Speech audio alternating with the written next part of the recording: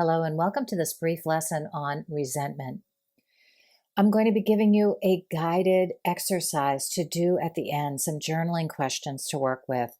And I want you to take time to be quiet, be still somewhere, and look into the mirror and answer these questions as honestly as you can in the privacy of your own journal, where you can reconsider how you might want to use resentment in your life.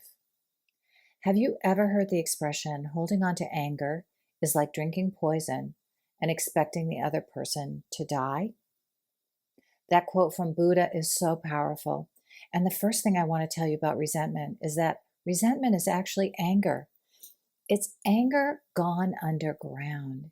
It's anger that you're not looking at directly and not using as a way to re-establish the boundaries that you need in your life in order to release the anger, relieve yourself of the resentment. Resentment is not the only form of anger. There are, other forms, irritability, frustration, rage. They're all forms of anger. And when we work with anger really well, including resentment, anger can truly be a powerful feeling that can lead us into the life of freedom and joy and truly what we want and away from what we don't want. So we're going to work with this transformation in this lesson today. Anger turned inward causes inner dis-ease. So resentment is that anger gone inward. It's not being expressed. It's not being used as a guide. And when you feel resentment, the first part of this experience is knowing that your resentment is telling you that you've lost your connection with both your inner truth and your power. And you've stepped away from your power. And instead, you are probably in a victim role. So, the beginning of this transformation of resentment into power is first you have to identify how resentment shows up in your life. Tune into the physical feelings. Know how it feels in your being when resentment arises. Feel the feeling of resentment. Don't turn away from it. Don't try to push it away or escape from it, but instead really feel it. Because when you really feel it, you'll recognize that it is as powerful as anger.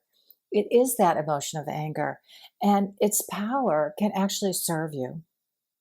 One of the other ways to really, identify resentment well is to notice the story that's running through your mind. And as you notice the story that's running through your mind, I want you to get really clear about how you might be playing the victim in that story. The next step in the transformation of resentment is asking yourself, what is it that you really want? When you think about the story, when you think about the situation that brings up the resentment, that brings up this anger, ask yourself, what is it that you truly want? And the final steps to this transformation is then you have to start taking those important steps to create what it is that you want in your life. The dance with resentment is a dance that can create such freedom in your life. It can help you get in touch with the power that you have to create what it is you want to create. And what you want is you want that power to actually feed your life. You want it to be the source of energy that moves you into action, to take the action to create the quality of the experience you want by changing whatever boundaries might need to be changed in your life. Resentment is a guide. It's really, it's like a light post, a lighthouse in the sea that's blinking and telling you that something is out of order in your life. It's up to you to use that resentment to identify what it is that's out of order and determine what it is that you want and you need. And then get to the business of making those changes. This is the boundary setting work. You work from small steps to the bigger steps. Sometimes resentment can come very big. If it's a long-standing resentment, oftentimes it might require a fairly large change. And in order to really work up to making that change and doing it well in your life, I always advise and suggest start with some smaller steps. Start building up your confidence. Start building up your sense of, I can do this through small changes that feel good, and then slowly work up to that bigger one. I want you to also tune into your heart. Working with resentment can be a very intellectual process, and oftentimes we bypass our ability to use the emotional fuel that's there.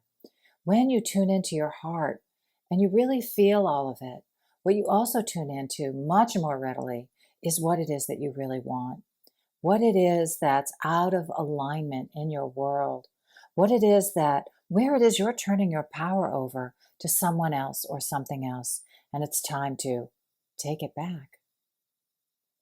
Resentment is a guide to your freedom. Freedom to choose the life that you want, to align with your values, to align with your heartfelt desires, and align with your authentic inner power. Here's the thing. Emotions will always arise in your life. They're not going to go away. It's your ability to use that energy wisely and with kindness for yourself and others. This is living your inner power. I want you to find a place where you can be quiet, get your journal out, or you could sit at your computer and do this. But I really want you to begin to tune into your own resentment and start to use it as your guide both to freedom and to inner peace. So let me begin with the questions. And you might want to jot these questions down and then come back and do your journaling in a quiet space, letting yourself slowly be guided through those questions. Tune in inwardly, allow yourself some time to get clear, and begin your transformation process right now. So let's begin with, when you feel anger in your being, what does it feel like? How does it feel in your body? How does it feel in your energy? What's the feeling that you most associate with it? When anger comes up in your life, when resentment is fast and fully and furiously present for you, what is the story that's going on in your mind? What is the story of the situation where you may be feeling like a victim or feeling powerless? And get real clear about how you feel powerless, how you feel a victim. When resentment comes up and you're feeling it and you've identified the story, now I want you to ask yourself, what is it that I want here? If I could wave a magic wand, how would I change this situation or circumstances?